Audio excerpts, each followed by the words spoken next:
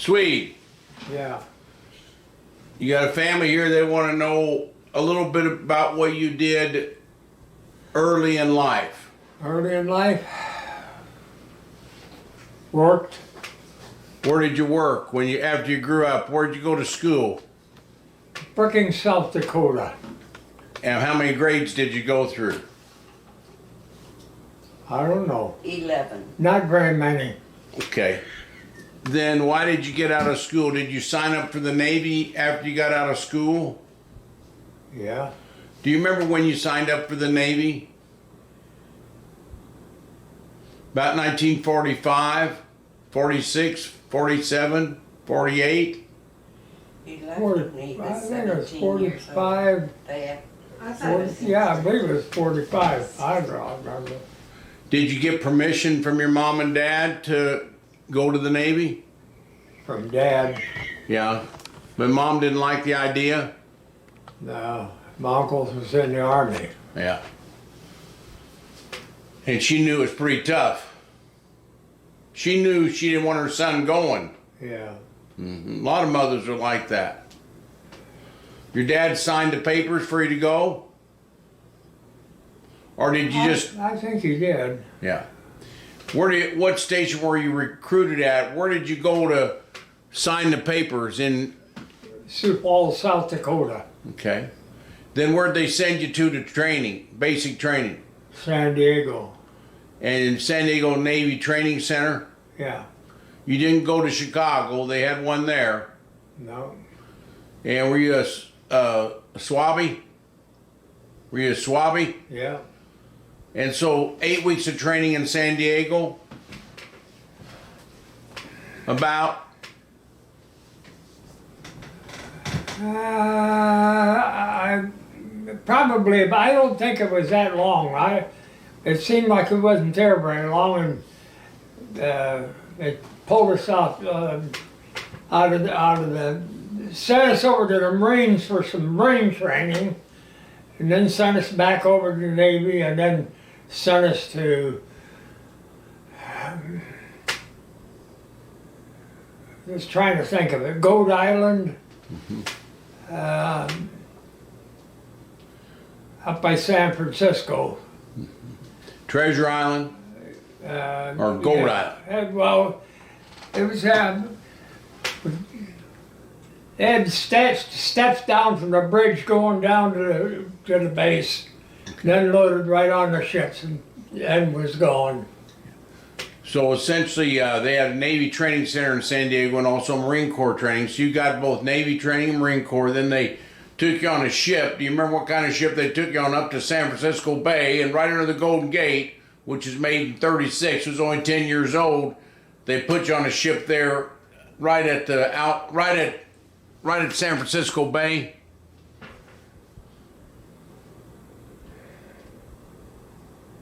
Somewhere. Yeah, the bus right to the Ship. right down to bus stopped on the pier. We walked off and that from the down they had a walkway went on down to the ship down below. And then where'd that ship take you to? Sweed? Hawaii? Nope.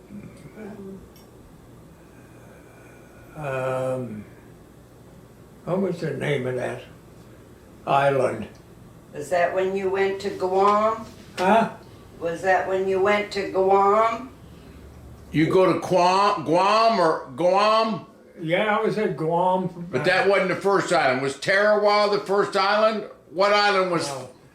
I forget what it was, what the island was. But it wasn't Guam, but in the Guamanian Islands. Yes. Saipan or Tinian? Saipan. Saipan, okay. So you went to Saipan on your ship. Do you remember what kind of ship you were on? I was on LCT. Is that the name of it there? Not the Tripoli. No. You're on the LCT. LCT, Landing Crafts. And 1354, I think the number was. How long were they? About 300 feet long?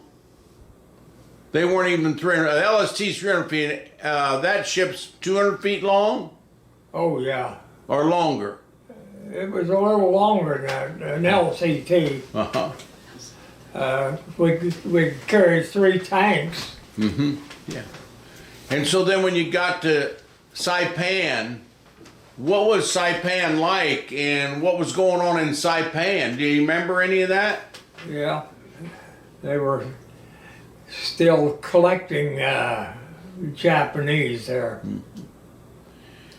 Yeah, Saipan, when they attacked that was very important in 1944. A lot of Japanese committed suicide in Saipan when we attacked that island. Yeah. Very important for an airstrip to go to Japan.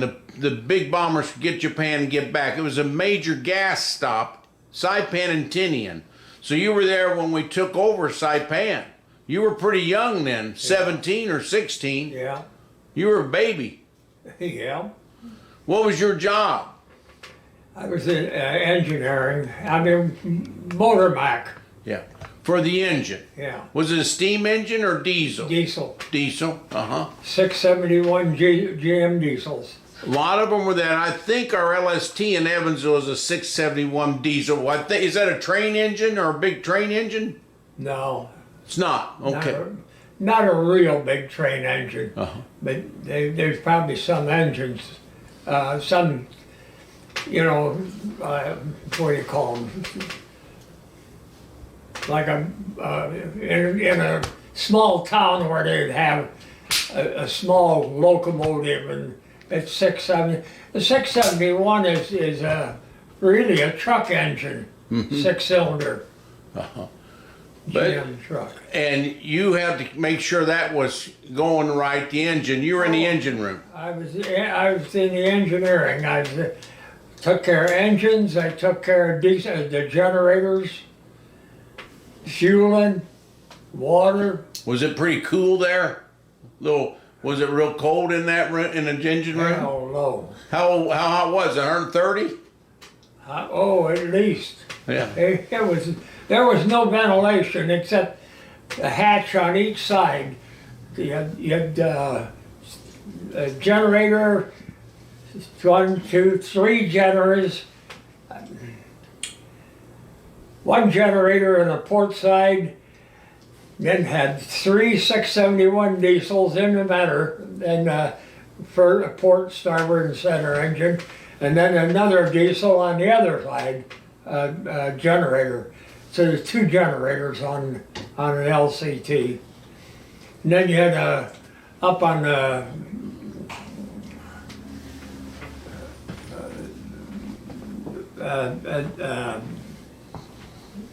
where the gun decks were, a port and starboard gun deck on the upper level of it. Then in between that, you had an engine, a diesel engine, which drove the winch, which was for the anchor.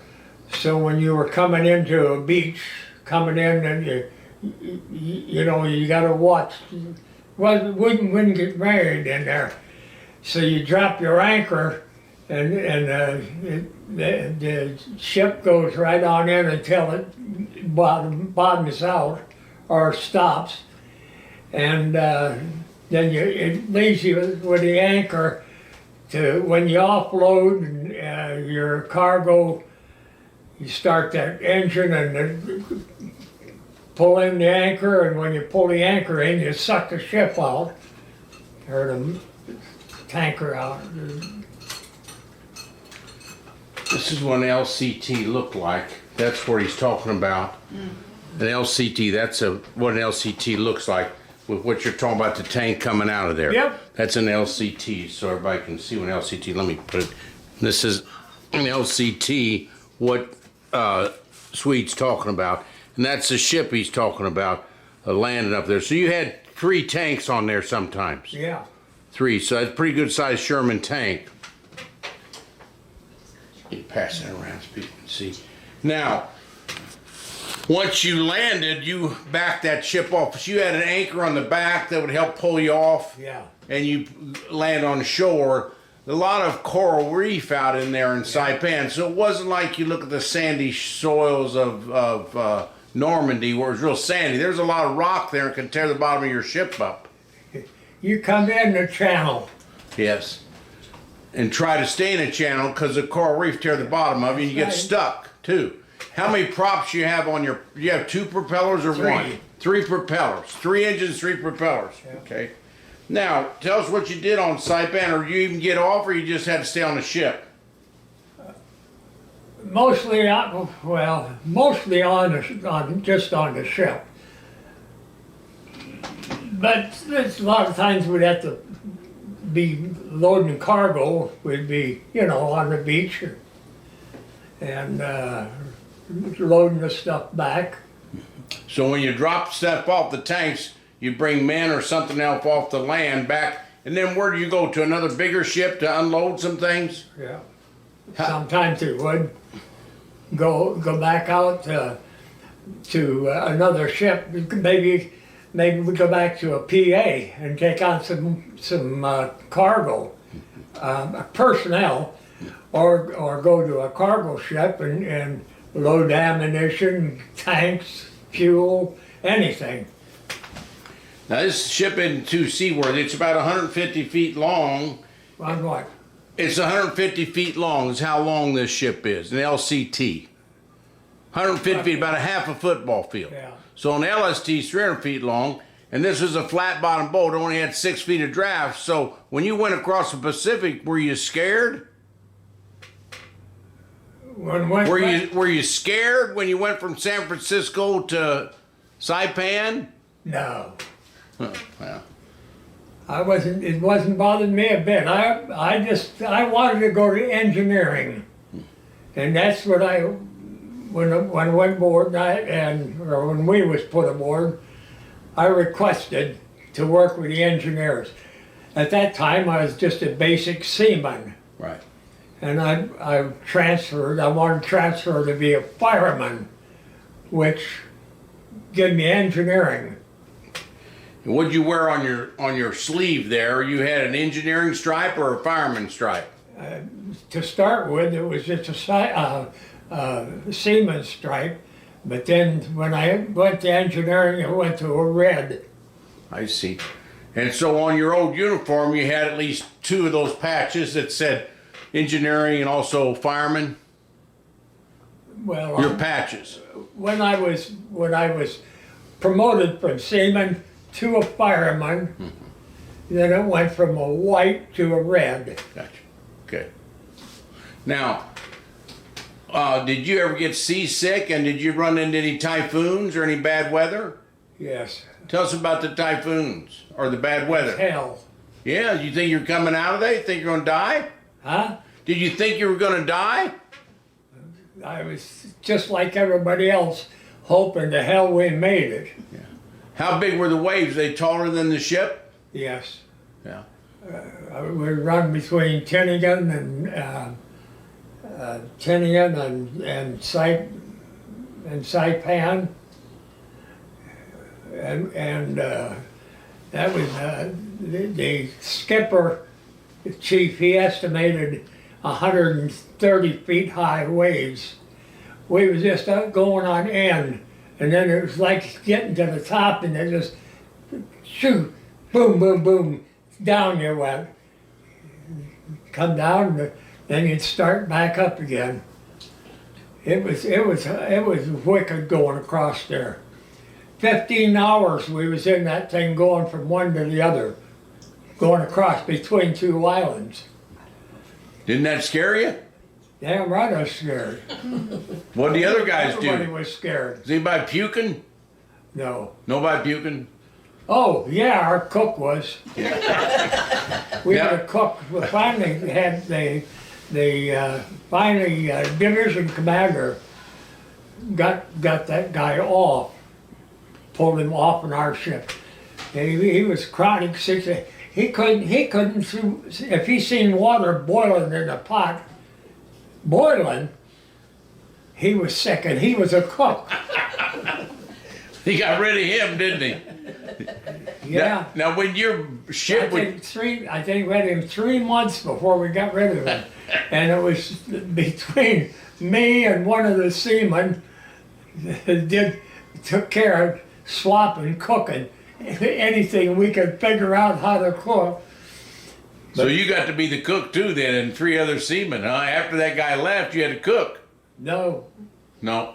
Uh, Oh, now when that ship would go up atop 120 feet, then the propellers would get out of the water. Tell us about when the propellers got out of the water. What did it sound like? they're pretty noisy. And tell us about shaking of that ship. Would it shake a lot? Yes.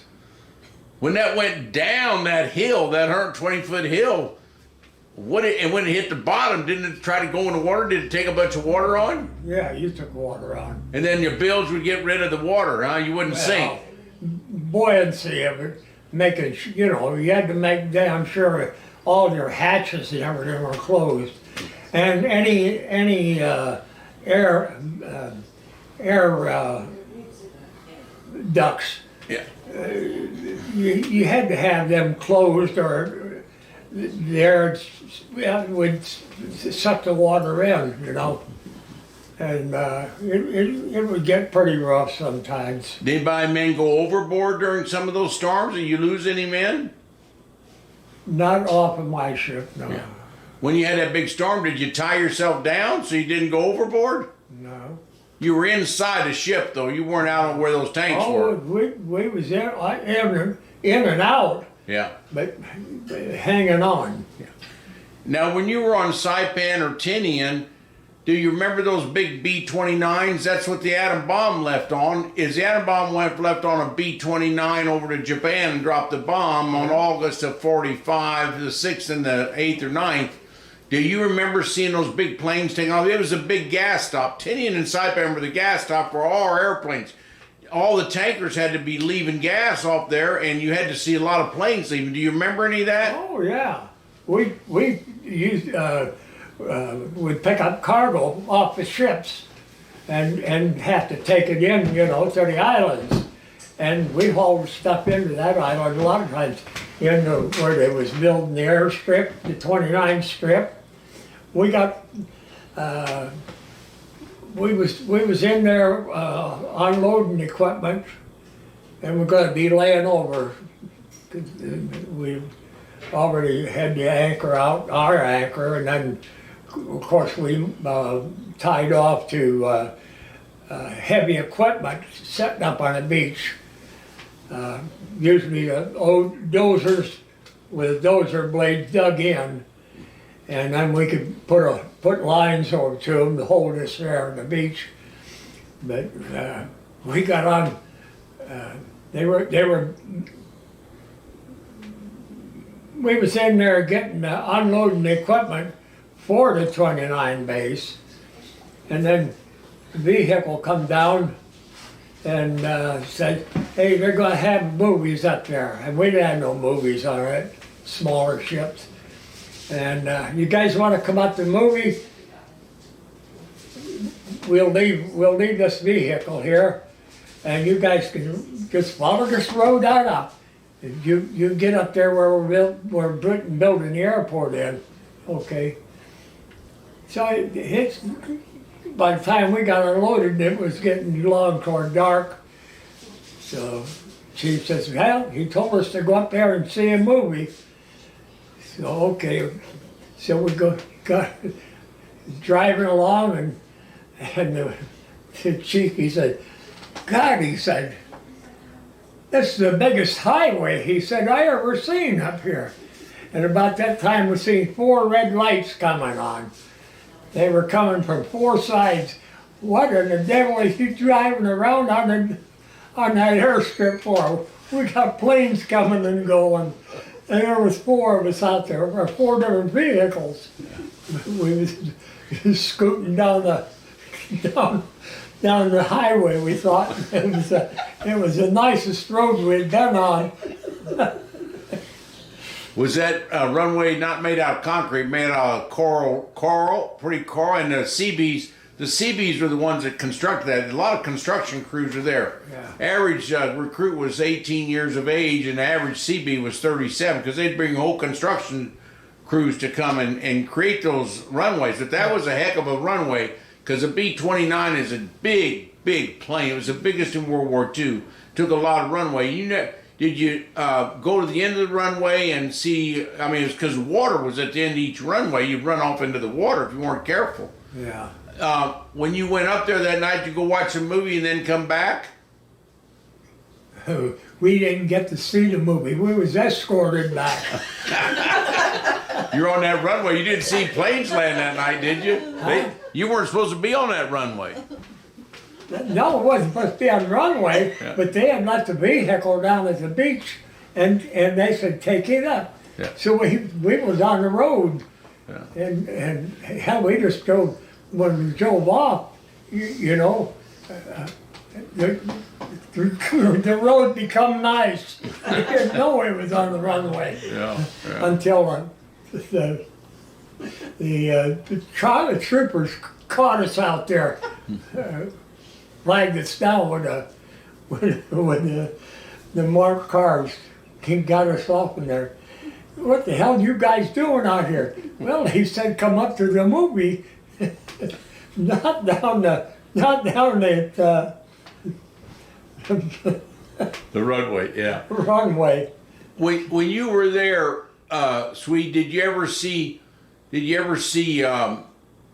USS Pennsylvania or the USS Indianapolis? Because they had the atom bomb on theirs, and they had to unload it on a ship like yours and get it up to Tinian or to get it to Saipan.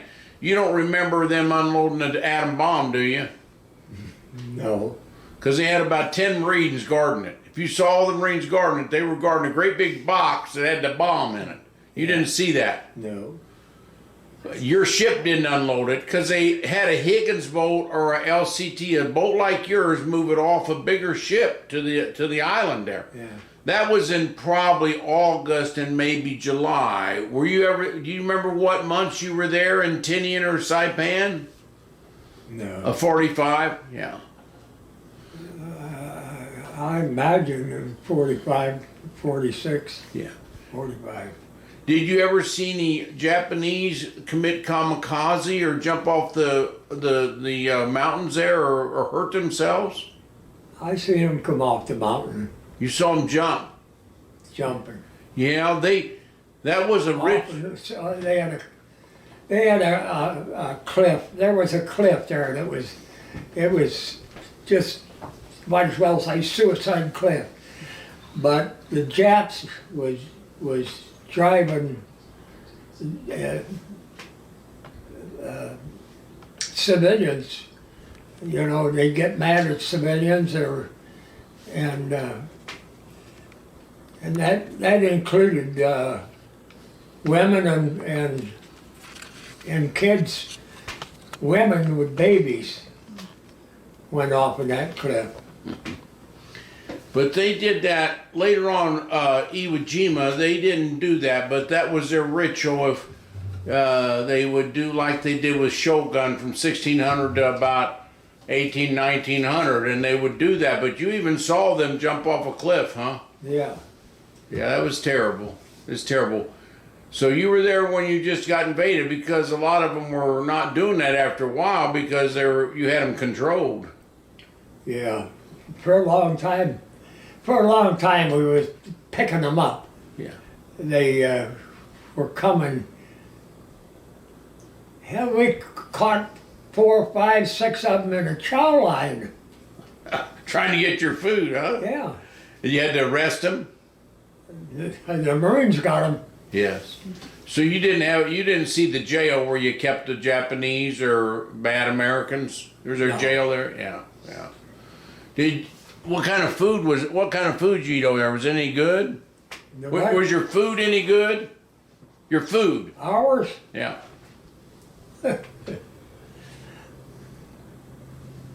I would say no. Well, when we took on some supplies from one of the cargo ships, got some we hadn't had eggs for a long time. And we told Bosun, hey, check with the chief up there and see if we can get some eggs. The chief, he said, yeah, we'll get you some eggs. He come down, yeah, you got some eggs coming with him. We got, eggs with 30 dozen, I think it was, in a Case. box. Yeah. We got them damn eggs, and Cook, he came by and he told me, he said, hey, Sweed, he said, don't think we're gonna have any eggs tonight. What? We got 4 cases. He said, yeah. He says, look at the packaging on them.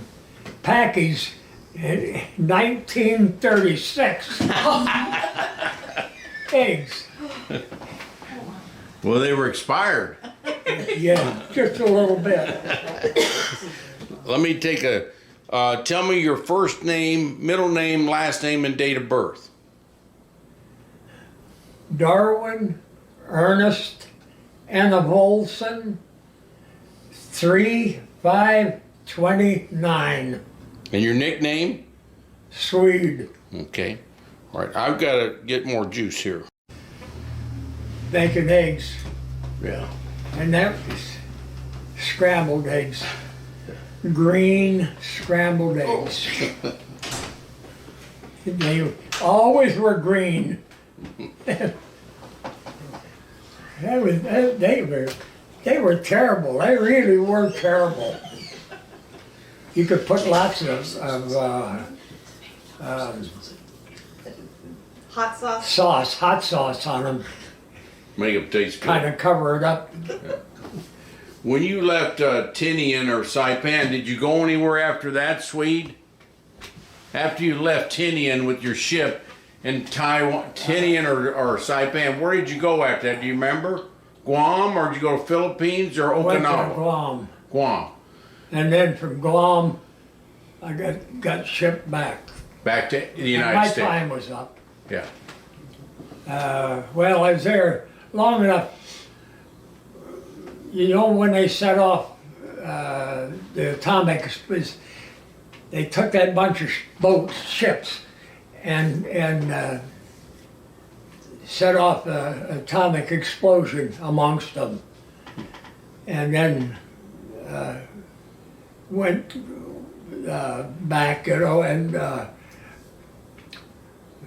the engineers or designers or whatever it is, they went in there and started sampling the equipment that's on it, see how bad it had got destroyed, you might as well say. I think they did those experiments south of Hawaii a little after the war. They bombed a bunch of ships. I think one was the USS Pennsylvania, and if you were around that, that's pretty unique. Yeah, that was on your way back. You saw that on your way back to the United States. You saw them experimenting on those ships, dropping a bomb there. No. Where'd you I see? didn't Where'd see you it. see all that stuff? What island? Do you remember that island you saw where they were experimenting on those ships with the atomic energy? I don't know Where you were? I was on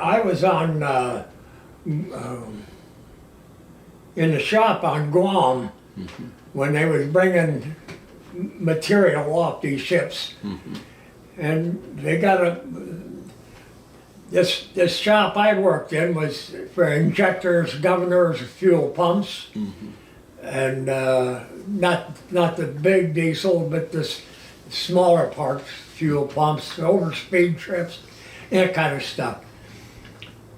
And we come in one morning and did a lot of work on injectors, and this is all for all diesel sides. It wasn't just one; it covered any diesel. And opened up. Well, we had the first class, his name was Prince. He kind of run the shop. And I worked in there with him. And he was there and one other guy, and during the night they had moved a bunch of boxes in. And of course the parts coming off the ship were all in metal boxes. And that's what happened there. They got a whole bunch of stuff that was damaged, nuclear. It was hot. Yeah, you probably got radiation. And they had the stamp on it, but when they unloaded, nobody in the shop itself checked. They just brought the stuff in, the cargo, dumped it, and then they started dispersing it out so we could work on it. And that stuff was hot. Yeah, you probably got radiated. Could have got cancer from that. Huh? You could have got cancer from that. Probably could, but I don't know. We was all tested. Yeah. We got tested pretty good. X-rays and physical exam. Yeah. Now, somebody told you were a frogman too. Were you a frogman? Diver, yeah. Tell us about diving experiences and where you did your diving and how you trained. Oh, it was come up one day, they had an openings for, they wanted some, anybody that wanted to dive or try diver, be a diver, go to this school, and so that's what I did. Went down there where we had to go to school and took just basic. Starting with basic stuff was a suit, mask, airlines, all that stuff, regular operational equipment, but that's what we learned in. Did you train in the United States or in Guam or in In the Saipan? States. In the States. So you trained you there. Did you ever use that? Did you do that when you were overseas? All that scuba? I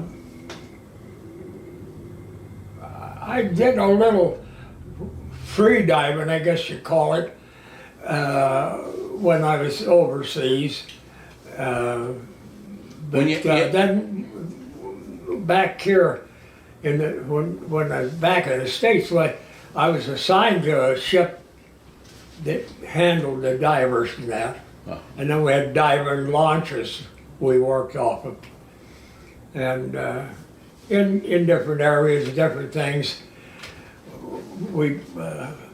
I did diving in the St. Johns River in Jacksonville. Muddiest, nastiest water I ever been in. Couldn't see anything, could you? Huh? You couldn't see anything. No, you couldn't see anything, but you can sure find it if you want to search. Were you a hard hat then and they pumped air to you? You didn't have a scuba on your No. back. You had something on your back or they squirt that air to you? Head air. And you had a hard hat? In a hard hat, yeah, you still get your airline in there. But hard hatting is one thing, and basic. You're diving and your class diving, but it depends on where you're going to be operating at, and how deep your water is going to be. You're limited when you learn diving or start diving. They give you a limit, you know. Maybe you can only go 50 feet. But you could only go by feel because you couldn't see anything down there. What did you find when you were down there? Didn't that scare you? Like, it's called black water diving. You just went by feel. Did you feel any metal, or did you feel a snake or a fish or anything else? You felt everything, anything that was on the bottom. I'd run into fish. I'd run into alligators. Down in Alligator River. And what was that? Oh, quite a few big fish, you know, shark and that kind of stuff. But it's, I don't know, you don't think about it. I don't, I never thought about it. If I was down 50 feet, if I was down 150 feet, I didn't think about it. I thought, I would say I didn't think about it because I have thought about it a couple of times when I knew damn well I was climbing over the top of an alligator because the damn thing took off. And I was on top climbing over it. And that was in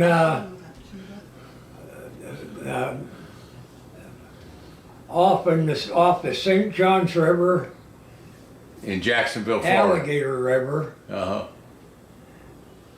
and that's where we was diving. We went down there to do a dive job to start with. One of the officers was down there goosing around with the Navy small launch. You know, it had a big engine on the back. And what happened, he was playing, and he was running up and down the river, just flying, and the river is full of gators. Well, he was flying all right, because he hit a gator, and tore the engine right off the back of the boat, and it's down. Who gets the jobs? Call the divers in. It's government equipment is lost. We went up there 2 days, hunted. Can you imagine going down the river? He's probably running 30, 35 miles an hour, and he hit that gator, and it tore the engine off. And of course, he's brass. If you got brass, you know, a little pull. Got to do assignment. So we went down there and How did we you? put a line from clear across, strung a line, because there's no guessing when you're moving and something happens, you know, it goes around, it floats on me. It don't just stop right there and sit. So we had to put a line across, and then we'd put a tag on this line, which would slip. It was 10 foot long, and we could go out, and that tag would hold you at 10 foot, and then you just go in the direction you're going to start with, and then you could turn around and you could come back and just cross over that mooring line so that you're on the other side and you're going the other way back. So there you're covering a 20-foot wide space going across that river or whatever you're on. You never found that engine, did you? Oh yeah. That's very difficult to do that because you had to do probably a mile of that rope because you didn't know exactly where it went down unless you do a triangle of it. It took you forever to find that engine. It took a week, didn't it? It took quite a while to find it, but we was in a vicinity, so we knew that after we spread out 50 feet on this side and 50 feet on this side, you go 100 feet out, and you go from side to side, you're covering a lot of area. Yeah, I've lost several engines on the bottom of the river, and they're not easy to find. I'll tell you that. I've lost engines on the bottom of the river, and they're not easy to find. I'm That's surprised right. you found that engine. So then, when you went down there, were you have your uniform? Was it protecting you from those alligators? You just have a helmet on? You just bare skin? No, your helmet, but you have just a canvas rubber, you know, what do you call it? Canvas yeah. impregnated. Anyhow, it's you wear it in the water. Why didn't those alligators bite you? Huh? Why did that alligator bite you? You bothered it. Just out to the side he went. Oh boy, the river's about 10 feet deep there, so you're on the bottom just feeling the mud. You go all the way across feeling the mud, and all the way back feeling the mud. Yeah. And then you went over to Tinian after that, or did you do that before you went to Tinian or after? Oh, that was after. After Saipans. They brought you over here and made you work Yeah. down in Jacksonville. Then when did you get out of the Navy? Jacksonville or Charleston? Out of the Navy? Yeah, where? What city? Up above Chicago. What's Detroit.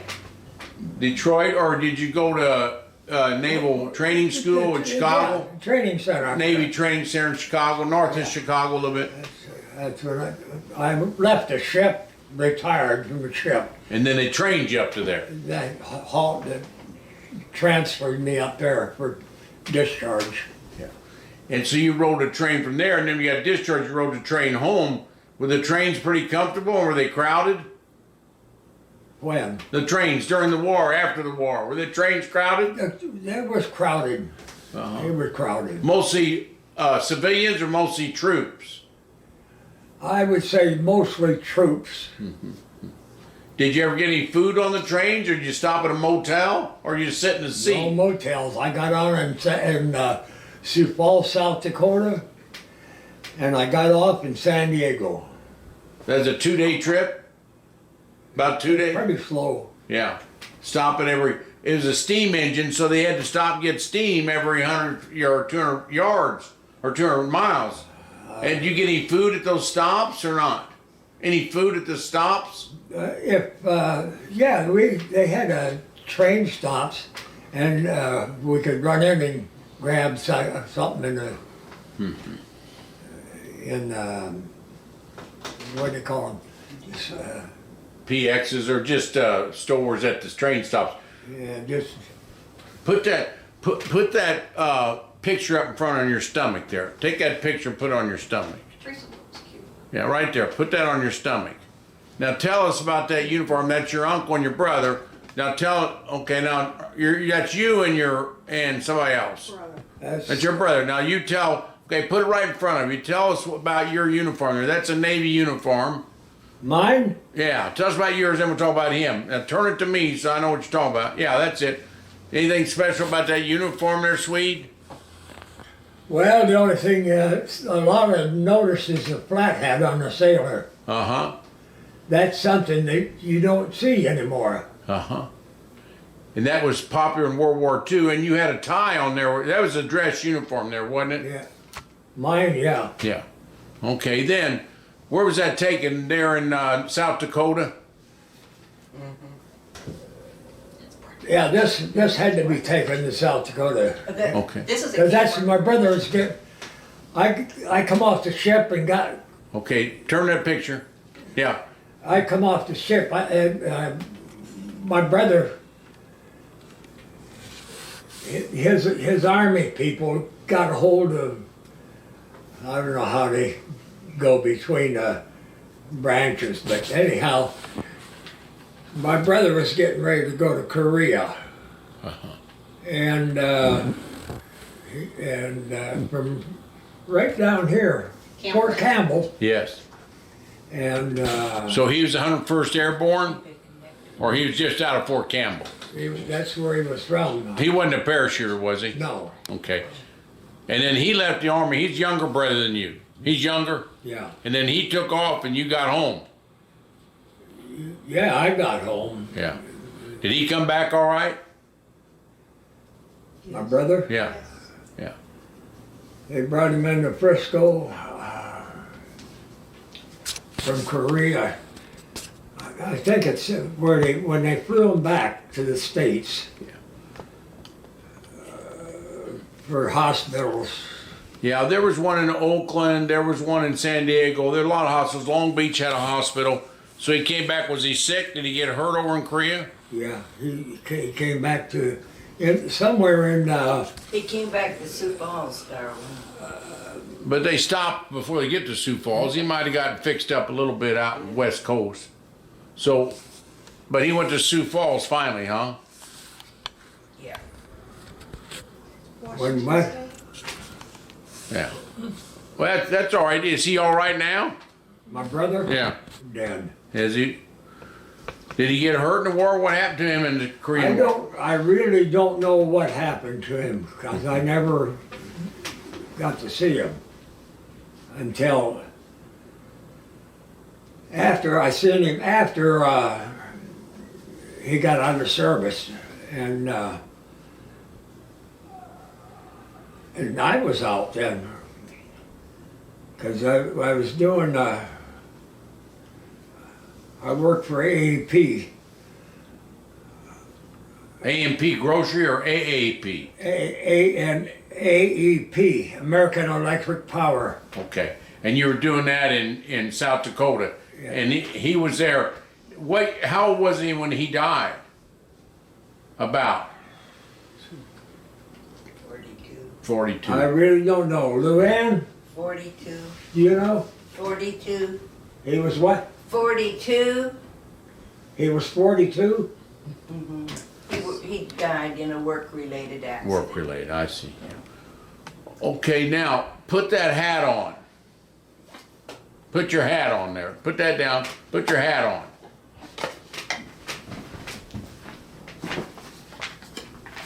Now, what's that hat about? It says a about Tripoli. It says a the Tripoli. Now I want to ships. know about it. Huh? Were you on a Tripoli? Put that back on your head. No, I wasn't on this ship. Why you got the hat then? Who was, Your grandson, huh? your grandson, who's in the Air Force, Grandson got it. Greg. Got it for me. Yeah. He was on it. I think that's an LPH, and I was on the USS Guam, and I think it was a similar type of ship, run by steam, and it was still in existence, I think, in the Persian Gulf War in the 90s. But after that, they got rid of a lot of those ships. Turn it around, turn it around. Let's see on the back of that. What does it say? Back, turn it around. LHA. Well, that's a little different. I was on the LPH. LHA is a different type of Navy ship. Turn that, put it on your head. Put it back on your head. Okay, good. Looks good on you. All right, but you weren't on that ship. That was your grandson that got that for you. Grandson was on it. He was, uh-huh. Wow, okay. Right. A couple of times. Okay. And he went back on it where they were changing it over he did communications on the ship for the Air Force. to, Satellite, yeah. yes. Now, Sweed, you're pushing 95, you said. You're pushing 95? I guess I am. Yeah. Look pretty good for 95. I hope I look that good. We got a lot of younger ones here. What do you think about the next generation, about the freedom of the United States and how important it is to defend our country? To me, it's important. Real important. I believe that every kid that graduates from high school should go right to basic training in the military.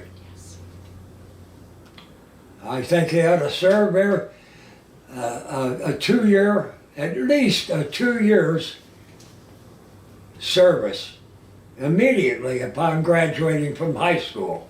How's that going to help them? How will that help them? It's going to give them a little more smarts when it comes to time for trouble. You got people today. There was people when I was in, and are still in, don't have smarts enough for some things, but they're not given enough basic training. Yeah, You can get all kinds of brain training, but it won't make everything work. You got to have somebody to do the dirty work. You got to have somebody that can do the smart part to design it. And I don't know what you call the others. Yeah. I really don't. It's sad. Yeah, Israel makes, I believe, people, women and men, go to the army for 18 months. And I think what you're bringing up is we have a lot of freedom in the United States, but a lot of kids don't understand how to say yes sir or no sir, or how to do a job, or how to give any respect. And it's a fine line between total freedom and discipline. And like the Marine Corps, within discipline we get some freedom, but the generation today, like you said, if everybody had to go, they'd learn some discipline. And you just can't live life without some discipline. Some people learn it on their own, but we have a very small military. They built it up, when you were in, there was 15, 16 million military, 16 million. Right now, we're lucky to have 1 million or less than 1 million active duty and maybe 1 million reserve, but we have a low count on the military. But what do you think the next generation needs to think about their freedom, and how nice is this country you've been living in all your life compared to living in another country? I don't know how to say it. I just don't. I mean, your country has been pretty nice, and at your age, you sort of appreciate it. And how can we get the younger generation to appreciate all the nice things we have in this country? How do we do that? I don't know. I really don't know. Do you appreciate the country? I appreciate it. Yeah. I appreciate the country, but I appreciate more the people that started it here. Mm-hmm. The first people that was out, the first people that were pioneers, they're the ones that built the country. I come along afterwards just to add to it, but it didn't add enough, but I added to it. Yeah. Well, how do you think the next generation needs to add to their part? What other things besides, say, being in the military for 2 years, which is a very good suggestion, I think, but just because I think it doesn't mean it's going to happen. But what other things can you put in the next generation to make sure they protect this country, protect our freedom, protect our Bill of Rights, protect our Constitution? Those things are so nice. You go live in another country, you don't get those things. How do we get these kids to protect it? I don't know. Well, you know more than I do. I'm asking you. I say I don't know. Well, you know more than we do. Well, I appreciate all the time. Does anybody else want to ask a question or two? We've covered a lot of things, and you guys know him better than I do, gals. Why don't you ask him something? But you got to talk a little bit closer, so or loud. Hey, Darwyn, Uncle Darwyn, can you tell us about Cuba? Tell us about Cuba. Were you in Cuba too? Huh? Were you in Cuba? Yeah, I've been down to Cuba. Tell us about Cuba then. I don't think much of it. Were you in Havana with the military or out of the military? Huh? Were you in the military? Were you in Havana? Were you in Cuba in the military? I was in the military, but I wasn't in Cuba. I was circling around and around and around and around Cuba. 1962 with the Cuban crisis or earlier? I was there at the Cuban crisis. I was there watching them when they was stopping at Russian ships, take the loads back, get the loads back, search the Russian ships, get all the nuclear stuff back off in the island of Russia. What kind of ship were you on then? I was on a USS Detector, MSO 429, Mine Sweep Ocean. Mine. Well, that was probably one of the scariest time in our nation. John F. Kennedy and Khrushchev were fighting, and all Khrushchev's ships were on the way to the United States. And we don't know why they turned back, but they turned back, and you were guarding things. And down in the Keys and down in southern Florida, we had boxes of ammunition, containers that stayed there for 2 or 3 years, full of going to war. And it was close to a nuclear catastrophe in 1962, which was stopped and aborted. At least we didn't go to a nuclear catastrophe. You're right in the middle of that, and you actually saw the Russian ships turn around, huh? You better believe it. Wow. Were you scared then? No, I wasn't. Mm-hmm. And where'd your ship, when you finished, and you just pulled into Charleston or pulled into Miami, or where did you get off your ship? When we left, finished down there, we were home ported out of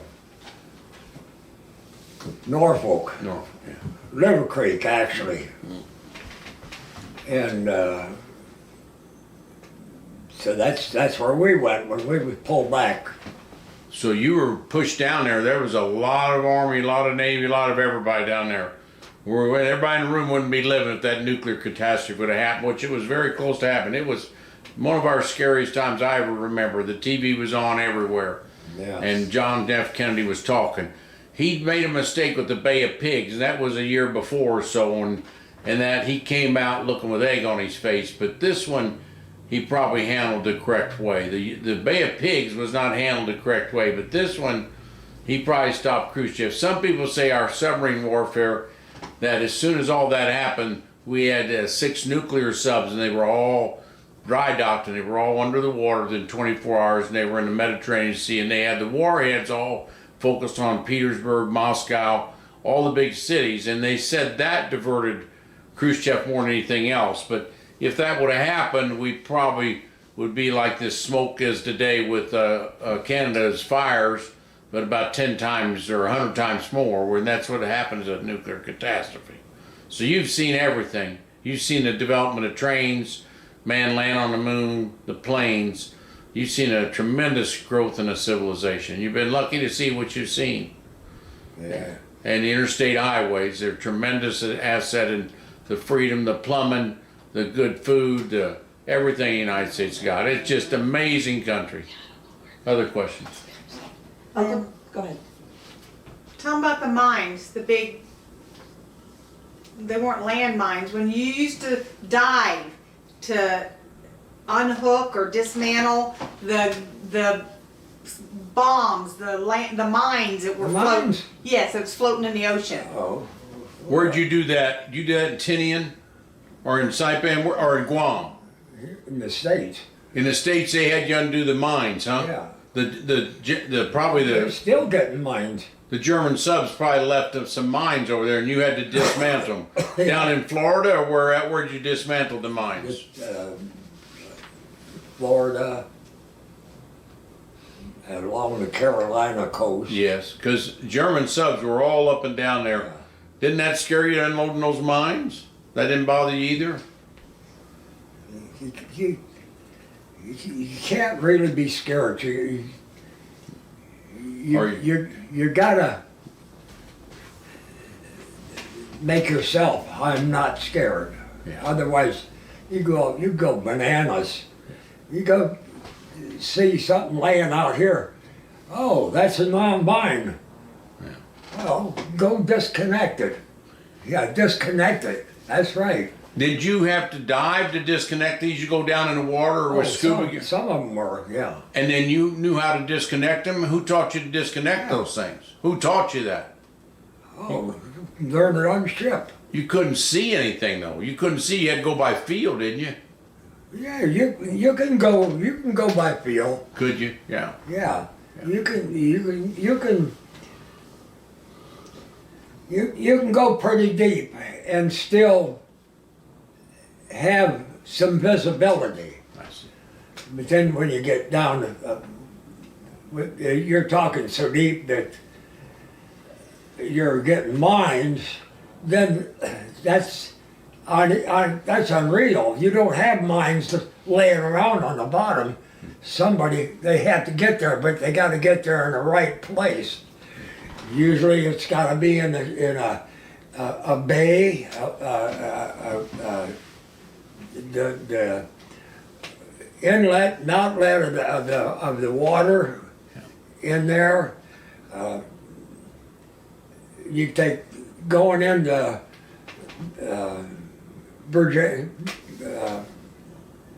Norfolk there, coming in from sea.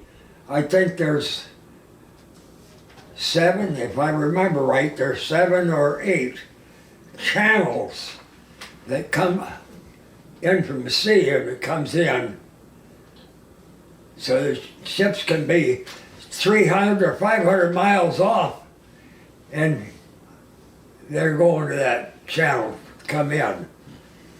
And you get in there, every time sweeping, when you're sweeping, every once in a while, you'll sweep one where it's got some ship has got in and it's dropped a mine, and it'll be in a channel because they got to have a certain depth.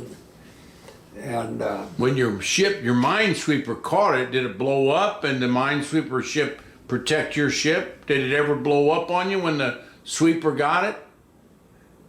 when you're sweeping, Yes. there's the Bureau has some books on the mine sweeping, and they've identified on a couple of the ships where they've hit a mine, the sweeper.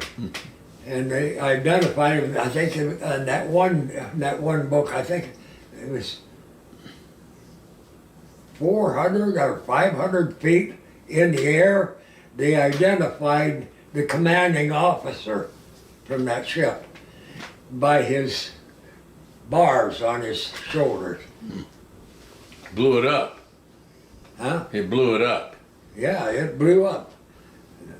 In the invasion of Mobile Bay in the Civil War, Farragut said, "Damn the torpedoes, full speed ahead." They weren't torpedoes; they were mines, and he went right in Mobile Bay. That's the same thing you were disarming, but they were very scared of getting their ships into Mobile Bay, the Northerners, and he said, "Damn the torpedoes," which he meant mines, Yeah. full speed ahead. Same thing. That's a terribly risky job too. You're a scuba diver, minesweeper.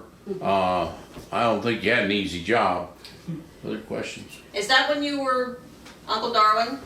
Is that when you were serving with John Glenn? So you knew John Glenn? He didn't serve with them. Oh, I thought they served together. John Glenn went to school with Mom. Oh. Okay. But he was What? in a ship on a ship. Can you tell us? They were the talking about capsule? John Glenn. Somebody was with John Glenn. Did you go out and when his capsule hit the water, did you pick him up out of the water? We didn't pick him up. But you saw him come Oh, down? Yes, we were out there on search mission. You saw that? Did you see it come out of the sky?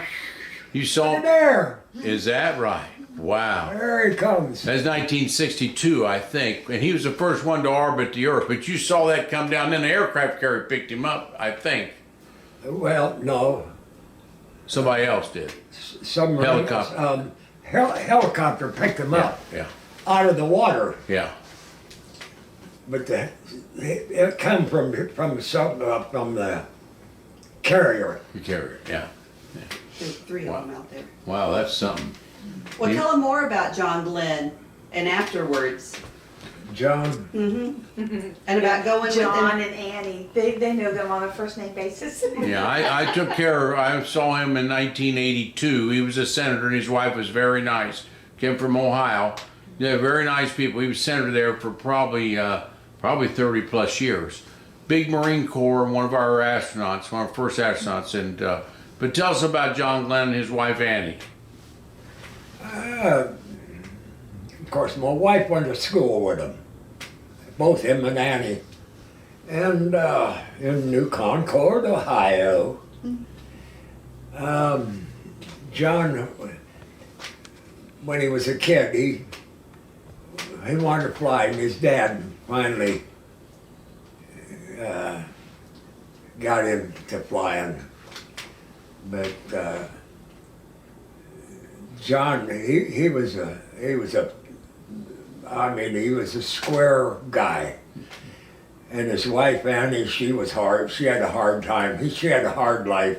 Annie did. She stuttered bad. Yeah, yeah. But she got, I don't know who, some doctors or some way, I think they got her so she could talk good. But he was a nice guy. And I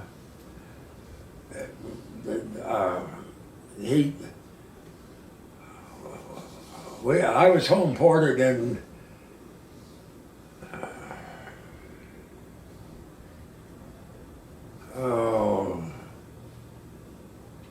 no, Norfolk. down at Norfolk, Little Creek, Virginia. I was home ported out of Little Creek, And of course, John, he was going through some training over across the pond there. And and since Peg went to school with him, why, she would get in contact pretty often. And then when they were doing some training there, every once in a while, people say, what are that government cars doing over there at that Enevoldsen place? Either John or Annie they would come over from where they were. They'd come over on a ferry and then they'd drive out to where we lived and visit with Peg. Of course, I wasn't there then, but at that time,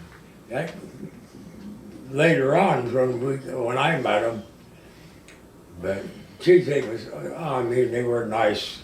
God, they were nice guys, and him and Annie.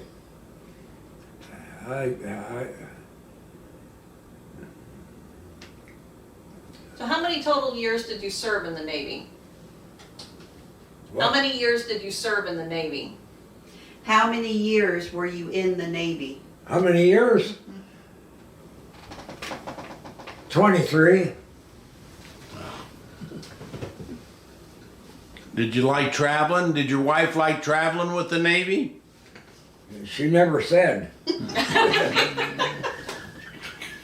She just packed I them. don't think it bothered her much.